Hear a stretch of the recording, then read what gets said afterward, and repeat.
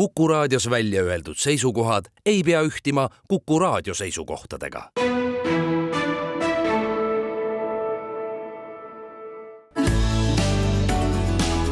Keskpäevatund.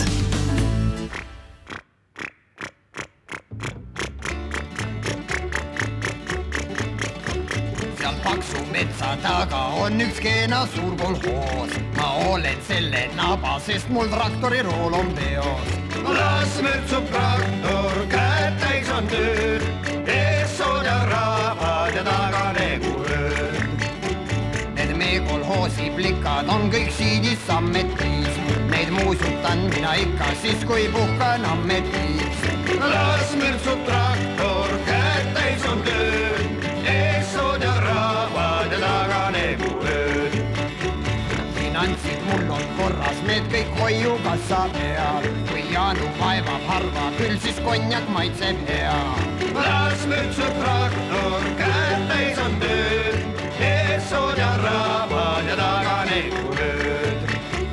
Kui naise võtan viimaks ja ma perekonna loon, siis traktori kabiini oma naise ükskord toon. Las mürtsub traktor, käed täis on tööd, ees on ja rahvad ja taga nagu ööd.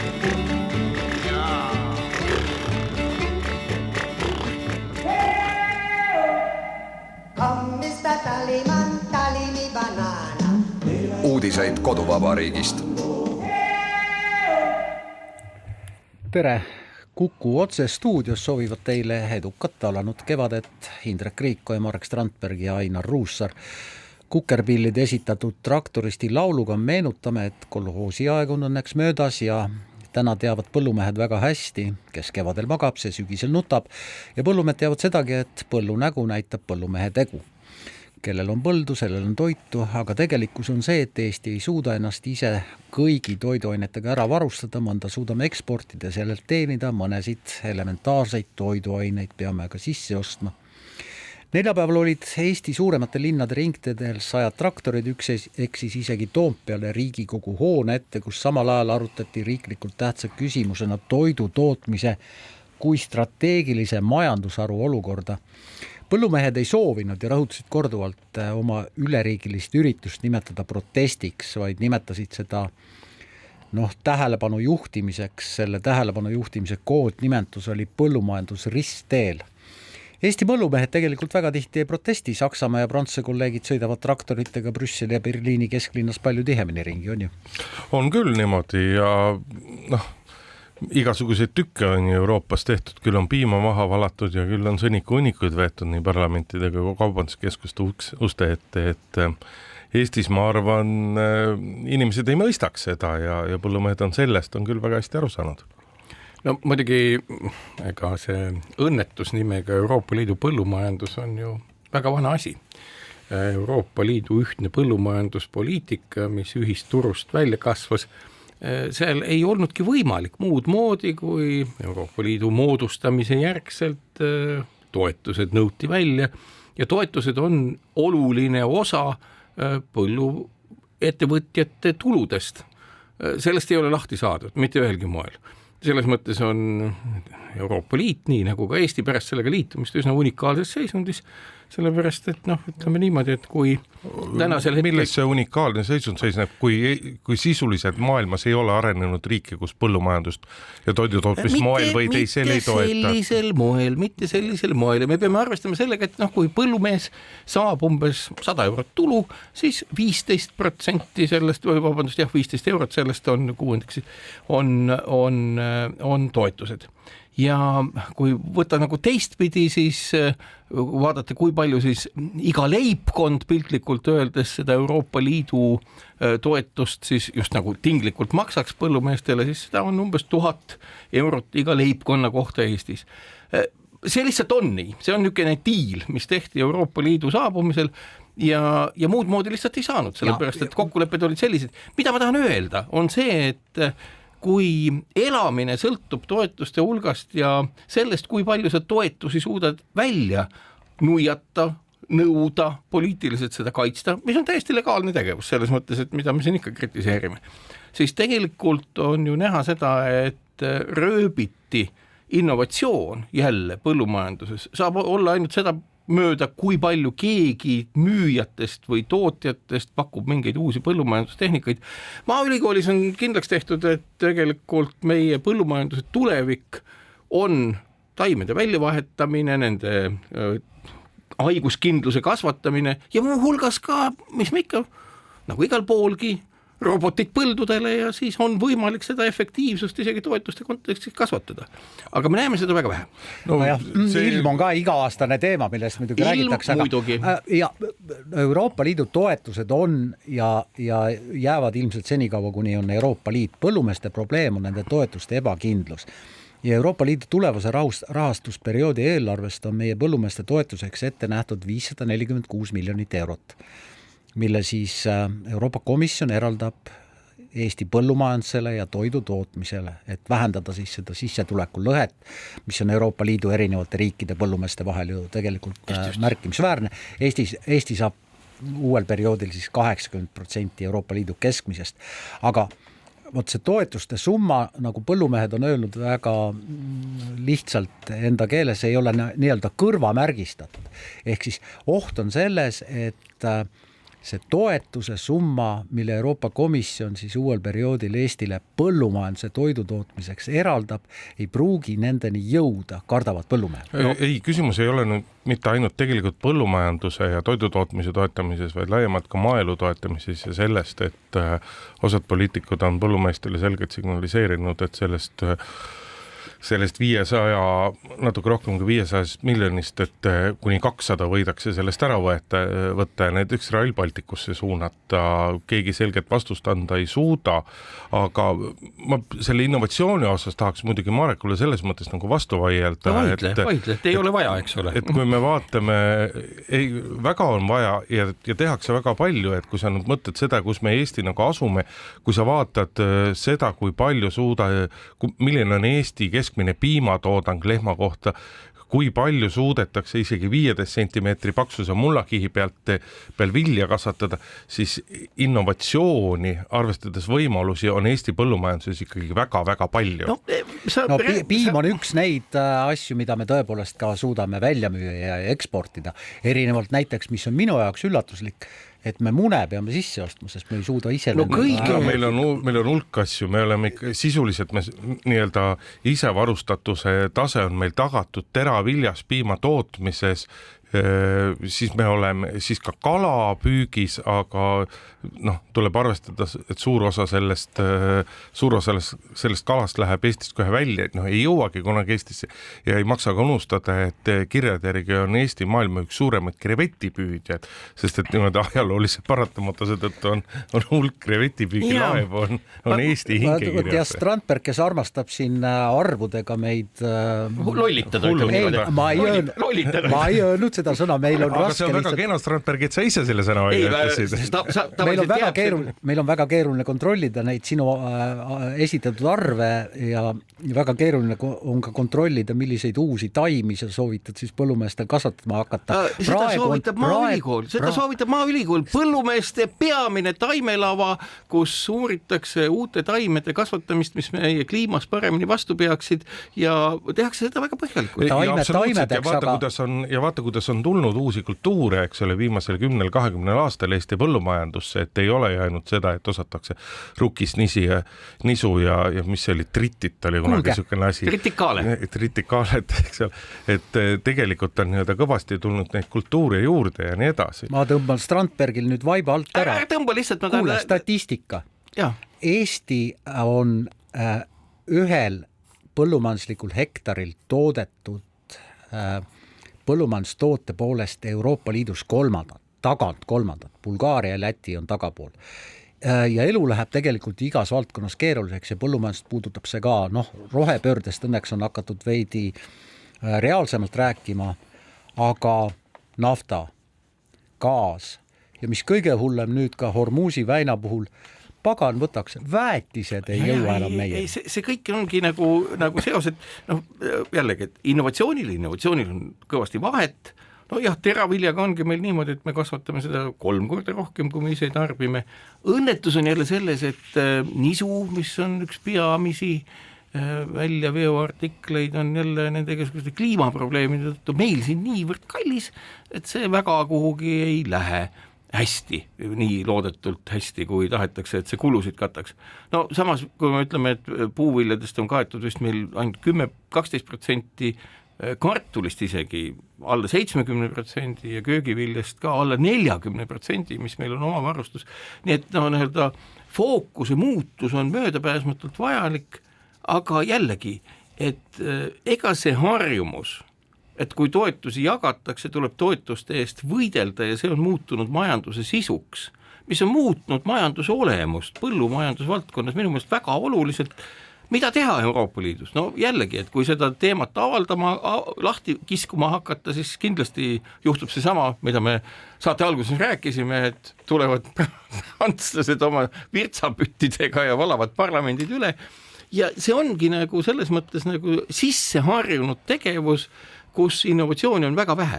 No, näiteks ega meil ei ole ka Euroopas ju innovatsiooni ühes olulisemas valdkonnas, mis on geeni modifitseerimine taimede ja söögi kasvatamiseks, mis Ameerikas liigub juba, ma ei tea, mitme penikoorma saagastega kaugele eest ära sellest, mis üldse Euroopas on ja mitte ainult nii-öelda keskkonna mõttes ohtlikul moel, vaid keskkonna mõttes täiesti arukal moel.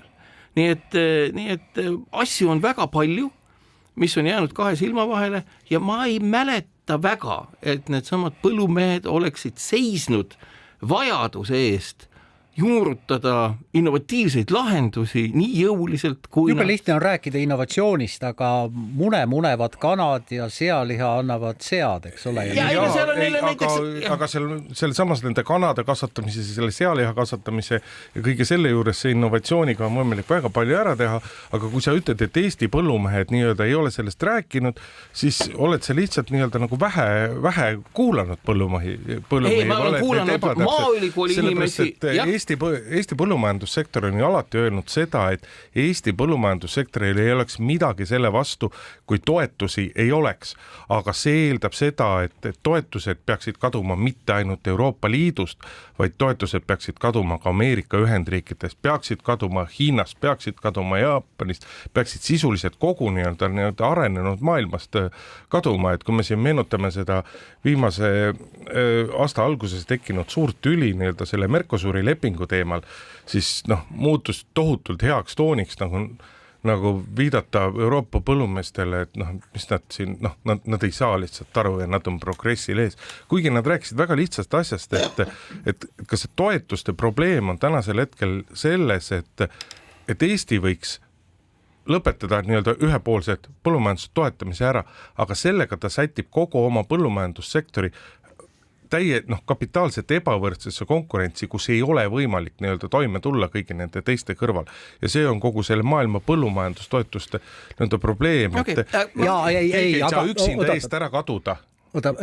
Kui vaadata midagi positiivset, siis põllumajandus, meie toiduainete eksport moodustab 15% kogu ekspordist, mis tähendab seda, et tegelikult me suudame midagi kasvatada ja eksportida, aga samas sektoris, kus näiteks ainuüksi nii-öelda tööhõive moodustab nii-öelda tööealisest elanikkonnast ainult 1,5%. Täpselt nii, aga samas ikkagi mind tõepoolest hämmastab see, et ma ei tea, on see nüüd mingisugune eksootika, aga kui ma lähen, eks ole, talvekuudel toidupoodi, siis ma leian sealt Eesti kartulit, aga seal samas kõrval on, kartul Egiptusest. Just, see kartul Egiptusest on värske kartul, eks ole, mida sa ei saa päris hästi võrrelda, aga sa leiad sealt samast kõrvalt ka näiteks Poola kartuli, eks ole, mis on odavam, sellepärast, et ühest küljest on Poolas on nii-öelda klimaatiliselt paremad tingimused kartuli kasvatuseks, teisest küljest nii-öelda Poola riik toetab lisaks Euroopa Liidu toetustele oma põllumeest rohkem kui Eesti toetab, aga siis tulevad mängu näiteks sellised asjad, näiteks taimekaitsevahendid. Poolas on võimalik kasutada mingit taimekaitsevahendid, mida Eestis ei ole näiteks võimalik, aga nende taimekaitsevahendite kasutamine, eks ole, muudab selle kartuli Poolas omakorda tunduvalt odavamaks, kui ta oleks Eestis. Et seal on nagu nii palju neid neid nii-öelda igapäeva majandamise pinnalt ebavõrdsusi ka Euroopa Liidu sees tegelikult, mis nii-öelda toote hinda samas oluliselt mõjutavad. Loomulikult kõik need asjad on olemas ja sellepärast ma ütlengi, et peab olema oluliselt nutikam kui lihtsalt nutikas ja ses mõttes ju me kuuleme seda, või mitte ainult ei kuule, vaid näeme seda, millises ulatuses on Ühendriigeski näiteks kogu ju majandus, ütleme, tehisarustunud sedavõrd suurel määral, et mingi põlvkonna inimeste hulgas kolmandik võib jääda lähiajal tööta ja mis kõik veel. Ja seal masindatakse eluolu väga jõuliselt. Me peaks sama tegema. Aga kui me nüüd tuleme see ei ole põllumajandus, vaid see on üldiselt, see on Euroopa Liidu majanduskeskkonna probleem. See on ka, aga mitte keegi ei kohusta meid järel lohisemast Euroopa Liiduga analoogsel moel Ühendriikidele, nagu me seda teeme, me oleme näidanud, et meil on võimekusi. Peamine küsimus antud hetkel selle traktorite tänavale toomisega, nagu ma aru saan, ei ole ju milleski muus, kui et on hakanud närima kahtluse uss, kas sellest 500+ miljonist 200 ei taheta sakerdada näiteks Rail Baltica teemadesse ja kuludesse, mille eelarve on igatepidi ju pingestatud. Ja nüüd ongi nagu see, et ma ei ole näinud kusagil, et keegi ütleks, et jah, meil on see plaan, ega ka avalikult ei ole väga palju selle üle diskuteeritud, ehk et see on, ma saan aru, selline kuulujutuline asjakäsitlus ja kui palju meil selle kohta täpsemalt infot on? Ei, sul on õigus, et ega need kahtlused ongi hinges ja võtame siin ennem Marek ütles, et ta lollitab meid numbritega, et kas ta nüüd lollitab, aga ebatäpne on ta küll, et kui ta tõi välja, et 15% on toetused, siis näiteks taimekasvatuses tegelikult on toetuste osakaal pisut üle 20%, aga keskmiselt, nad on keskmiselt. Aga selle protsendiga ka Euroopa Liidu kontekstis Eesti on nii-öelda väga selge talumises otsas, sest et paljudes teistes Euroopa riikides on see protsent veel omakorda tunduvalt kõrgem ja sealt tulebki mängu see, et kui näiteks 5,5 miljonist võtta 200 ära, siis see on summa, mis hakkab omakorda väga oluliselt mõjutama seda Eesti põllumajandustootja konkurentsivõimet ja me oleme tänasel hetkel ju tegelikult olukorras, kus põllumajandus Eestis pigem nagu väheneb, samas kui me kõik nagu räägime justkui sellest, et toidujulgeolekuga me peaksime tegelema, me peaksime ennast suutma nii-öelda riigina põhitoiduainete osas ennast ise varustada, aga sellest ainult räägitakse, praktikas selle eesmärgi saavutamiseks tegelikult riigi poolt mitte midagi ei tehta. No ja ma just vaatangi kas või sedasama väikest köögivilja osakaalu või ka puuvilja osakaalu, mis on inimtöö mahukas tegevus, me teame seda. Ja selles mõttes... Inimtöö, kliimatundlikkus, asjad, sa ei suuda kartulit kasvatada samamoodi nagu Poolas või Hispaanias. Just, aga siit tulebki sisse see sama küsimus, et kui palju meil reaalselt oleks võimalik näiteks köögiviljakasvatust robotiseerida, milliseid masinaid ju on loodud, milliseid mõned isegi Eestis olemas ja nüüd ongi küsimus, et see ei ole lihtsalt huvitav asi mingi ettekande jaoks, vaid see on reaalne küsimus, mida me suudame masindada selleks, et toidu julgeolekut tagada ja mis kõik veel sinna juurde. Aga ikkagi see sama põhiküsimus, et kui nüüd tegelikkuses on kusagil olemas poliitiline plaan selle kohta, et mainitud 500-200 keeratakse rööbastesse ja liibritesse, siis on see ju mõnes mõttes ikkagi mitte ainult nagu põllumeestele näkku sülitamine, vaid kogu ühiskonnale näkku sülitamine. Ja, aga vaata, need masinad tulevad sinna põllu peale sellel hetkel, kui nende masinatega on odavam teha, kui on nii-öelda inimtööjõuga, et hea näite on piimatootmises on lüpsirobotid, on selles mõttes väga head näited, et kui siin 15-20 aastat tagasi olid robotlüps, eks ole, väga üksikutes lautades, siis osad põllumehed osades piirkondades väga selgelt ütlesid, et meil on jätkuvalt inimtööjõud odavam kui robotitööjõud. 20 aastaga on olukord väga palju muutunud ja tänu sellele on lüpsiroboteid ma ei julge öelda, et kas nüüd enamus lautades, aga neid on ikka kõik kordades, 10 kordades rohkem. Ja täpselt samamoodi tuleb selle kartulikombainiga, et selle tulek ei seisa mitte selle taga, et põllumees ei tahaks innovatsiooniga tegeleda, vaid see tulek seisab selle taga, et masin on täna veel liiga kallis. Ja, aga innovatsiooni mõte ju ei ole selles, et me ootame ja passime, kui keegi selle tootmisse paneb, vaid innovatsiooni reaalne mõte on ikkagi selles, et ka teadus või teaduse rakendamine, rakendusteadus peab ikkagi vaatama inimese poole. Seda küll, aga kes selle kinni maksab? Sa ei saa põllumehelt oodata, et ta kinni maksab selle. Me maksame täna kinni kogu aeg erinevat teadust, millest väga osagi on osutunud täielikuks saastaks, mida me teame, aga mis on ka loomulik. Aga nüüd ongi küsimus, et see valik, milline on meie innovatsioon põllumajandusvaldkonnas, see valik peab olema väga jõuline. Nii nagu ka see valik, et sellised geneetiliselt muundatud organismid, mis on haiguskindlamad, toodavad maitsvamat produkti ja mis kõik veel ja võiksid tagada suurema toot. Ja ka seda tuleb seista Euroopa Liidus ja me oleme nagu kuidagi väga vaiksed ja vaiba alla pühitud kõikides küsimustes, kus meil oleks võimalik olla aktiivne. Aga selle valikud, et põllumees ja paratamatult on ka risk selles, et kui ma investeerin kuhugi, kas ma tõepoolest saan selle tagasi, aga tegelikult et selles ei saa põllumees süüdistada, et seda innovatsiooni ei ole, aga sa jätad justkui mulje, nagu justkui Eesti põllumees oleks loll ja rumal, kus ei taha innovatsiooniga tegeleda. Ma ei ole sellist muljet jätnud, ma olen öelnud lihtsat asja, et põllumehed on oludes, kus Euroopa Liidu alusdiil tekitab neile olukorra, kus lihtsamal moel on neil põhjust nõuda suuremaid toetusi ja tegelikkuses soovitus on nõuda rööbitiga rohkem innovatsiooni. Kuulge, hea uudis on see, võib-olla jutumärkides hea uudis, et poliitikud on aru saanud, et toidu tootmine ei ole ainult põllumehe asi ja samal ajal, kui oli põllumeeste meeleavaldus, oli Riigikogus maaelukomisjoni algatatud olulise tähtsusega riiklik küsimus just nimelt toidu tootmisest. Muide, nii palju kui stenogrammi vaatasin, siis ääriveeri mõnede küsimuste puhul kõlas ka see sama Rail Baltic ja kas ikka raha läheb õigesse kohta. No ja mis vastused olid? Vastused olid sama ebamäärased kui need küsimused, nii et tegelikult otseselt keegi ei küsi, aga otseselt keegi ka ei vasta, nii et ma ei tea, kus see Rail Baltic üldse siia laua peale. Aga meil ongi ju viimasel ajal kombeks, et ei tea, kust tulevad, ei tea, mis nimed ja neist räägitakse. Mingit otsust ei ole, aga tegelikult ma tahtsin selle maaelukomisjoni algatatud riikliku tähtsuse küsimuse juurde tagasi tulla. Maaelukomisjon on minu meelest palju vähem tsiteeritud ja palju vähem pildil kui nii mõnigi teine Riigikogu komisjon, ehkki peaks.